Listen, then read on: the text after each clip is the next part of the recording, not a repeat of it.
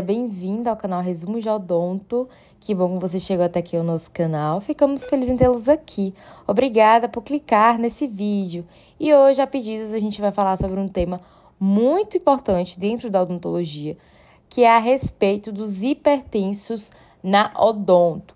Então, a hipertensão arterial, ela é caracterizada por ser, na verdade, um grave problema de saúde pública e uma das doenças crônicas responsáveis por expressivas taxas de internação.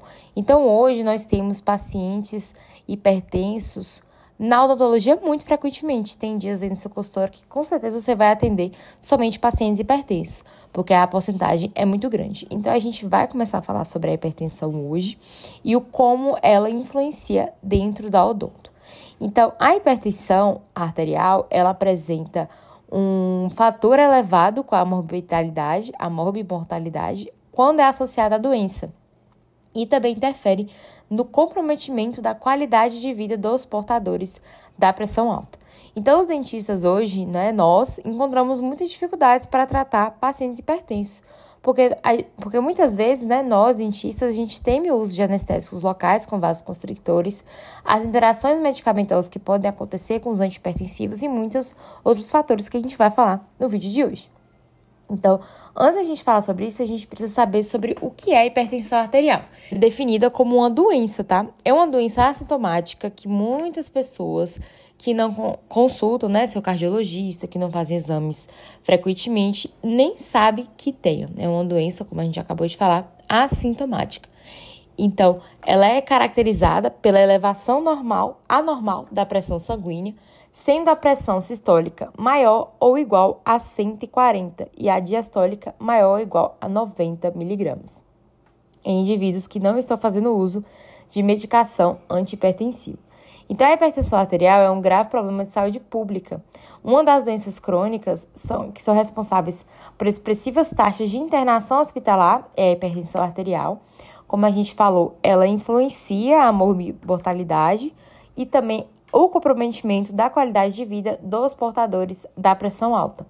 E ela vai acometer cerca de 10 a 20% da população adulta, pessoas acima de 25 a 40 anos, até ali 45, e mais de 90% de pacientes idosos, ou seja, mais de 90%.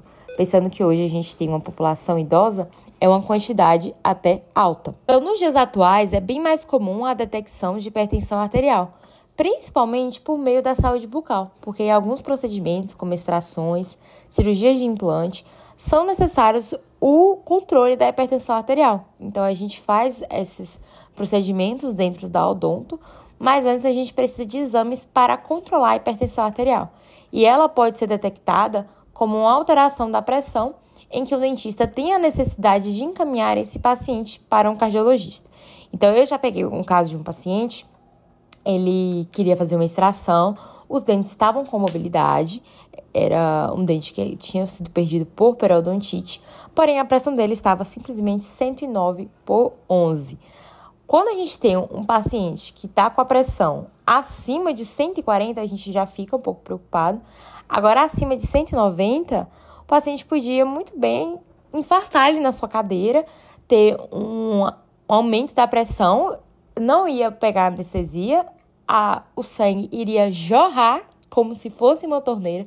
Então, tem muitas contraindicações. Então, em hipótese alguma, nós iríamos, eu e os dentistas da clínica onde eu trabalho, iríamos realizar o procedimento. Então, o orientado foi que ele procurasse um cardiologista urgentemente, porque ele com certeza tinha uma alteração na pressão dele. E não era um paciente que estava ansioso, não era um paciente que estava nervoso, mas era um paciente que estava com a pressão muito, muito alta. Então, ele ficou um pouco chateado, porque queria fazer a extração, e nós não fizemos. Então, no Brasil, há cerca de 17 milhões de portadores de pressão alta, dos quais 35% dos pacientes correspondem à população acima dos 40 anos de idade. Então, pessoas acima de 40 anos têm essa taxa aí de 35% de serem hipertensos. Mas, estratégias de saúde têm sido desenvolvidas com ações voltadas à prevenção, ao diagnóstico e ao tratamento dessa parcela da população que possui a pressão alta. Como a gente falou anteriormente, a hipertensão arterial ela é uma doença muito frequente, tá? É a doença sistêmica mais frequente nos consultórios odontológicos, nos consultórios médicos também. Pode ser diagnosticada precocemente pela aferição da pressão arterial de forma habitual, como aconteceu comigo, nesse caso desse paciente. E a visita regular ao paciente ao cirurgião dentista faz de nós, dentistas, um profissional fundamental na detecção precoce da doença, visto que é uma doença assintomática, como a gente acabou de falar. Então, o que acontece? Por que a gente é mais frequente de detectar? Porque o paciente, ele vai com muita mais frequência no dentista do que no cardiologista. Existem hoje pacientes que a gente atende no consultório, você pode estar perguntando para algum dos seus pacientes que nunca foram no cardiologista, pacientes às vezes com 50, 60 anos, 40, né, pessoas mais novas que nunca foram no cardiologista. E aí nós fazemos uma medição da pressão arterial e ali sim a gente detecta um aumento de pressão que pode ser sugestiva de uma hipertensão arterial, tá certo? Então agora falando um pouco mais sobre a parte de odontologia, existem algumas alterações bucais que são relacionadas aos antihipertensivos, como por exemplo, a xerostomia. O que é a xerostomia? A gente tem um vídeo aqui no canal que a gente fala mais sobre. A xerostomia, ela é a sensação de boca seca, tá? Então, o paciente, ele sente como se estivesse com a boca rachada. Nós temos um vídeo aqui no canal sobre xerostomia também. Então, há também as reações liquenoides, como o lincoimplano oral, que são doenças crônicas que atingem a mucosa. Então, apresenta ali uma etiologia, o estomatologista ele precisa estar fazendo esse tipo de exame para observar. Então, reações liquenoides, nós temos o lincoimplano. Além disso, temos também um crescimento gengival excessivo. Então, quando há o crescimento de gengiva, ele é presente, tá? Como uma hiperplasia gengival, doenças crônicas de gengiva que podem estar afetando esse paciente. Uma redução ou perda do paladar, então o paciente às vezes não sente muito o gosto das coisas, pensa até que está com Covid, né? Sensação de gosto metálico, que pode ser também um diagnóstico diferencial. Temos vídeo aqui sobre o amálgama, né? O que o amálgama pode fazer no corpo. A gente tem até o galvanismo, que é essa sensação de gosto metálico. O angioedema, que pode afetar tanto o lábio quanto a língua em alguns pacientes que possuem hipertensão arterial. Então, o angioedema é quando se surge vários pequenos vasos sanguíneos, como artérias, arteríolas, vênulas, que são expostos, tá? Então, tem um inchaço em uma certa região, principalmente do lábio, glossite e úlceras. Então, úlceras são diagnósticos que nós precisamos ter certeza, tá? Quando tem qualquer tipo de secreção, quando tem uma erosão na área bucal, é necessário a intervenção imediata do cirurgião dentista. Uso de vasoconstrictores. Então, não há contraindicação de uso de anestésicos vasoconstrictores, tá? O uso que a gente tem de vasoconstrictores adrenérgicos para pacientes hipertensos, existem tipos de preferências. Então, assim, não é que não pode usar um anestésico que possui vasoconstrictor. Porém, quando a gente fala de pacientes hipertensos, a gente geralmente se refere a pacientes que possuem uma pressão controlada. Então, quando há um paciente que possui uma pressão controlada, que usa sua medicação certinho, né? Ou que toma uma vez um dia, ou 2 vezes ao dia, pacientes que você afere a pressão e tá normal, né? Até ali 13/9, você pode estar utilizando, sim, anestésico com vasoconstrictores, como um epinefrina associado a prilocaína. A seção indicada é que você use de 3 a 4 tubetes, evitando-se, assim, uma administração intravascular da solução anestésica. Porém, quando a gente fala de pacientes hipertensos descompensados, ou seja, pacientes que, mesmo com a medicação, eles possuem um aumento da pressão arterial, ou pacientes que são hipertensos e que não sabem, que não fazem uso da medicação, como esse paciente que falei para vocês anteriormente, o uso de anestésicos com vasoconstrictores deve ser evitados, é uma opção mais segura. E o indicado é utilizar anestésicos sem vasoconstrictores. Por quê? Porque os usos de vasoconstrictores nas soluções anestésicas vai provocar um retardo da absorção do anestésico no local injetado, como, por exemplo, a mepivacaína 3% sem vasoconstrictor, que é o mais indicado. Então, por outro lado, o emprego de anestésicos locais com vasoconstrictores em pacientes portadores de pressão alta induz o aumento da pressão arterial e por isso há uma restrição médica quanto ao uso desses anestésicos. Mas a ausência do vasoconstrictor reduz a duração da ação e aumenta a possibilidade da dor, podendo assim induzir ao estresse e o aumento da pressão sanguínea. Então vamos supor que você faça cirurgia de um paciente que possui a pressão ali de 14/9, que chega no teu consultório. O paciente relata estar sentindo tudo bem, porém, durante o procedimento você vê, primeiro, que a anestesia ela não pega. E aí você vai inserir mais um tubete naquele bloqueio. E aí você começa a fazer o descolamento e o sangue vem excessivamente. E isso é por conta que a pressão ali sanguínea aumentou. Então, até durante o procedimento odontológico ocorre falhas. O paciente sente mais dor, enfim. Então, é muito importante, tá, gente? Atenção a isso. Não se interfira em pacientes com a pressão acima de 140/95.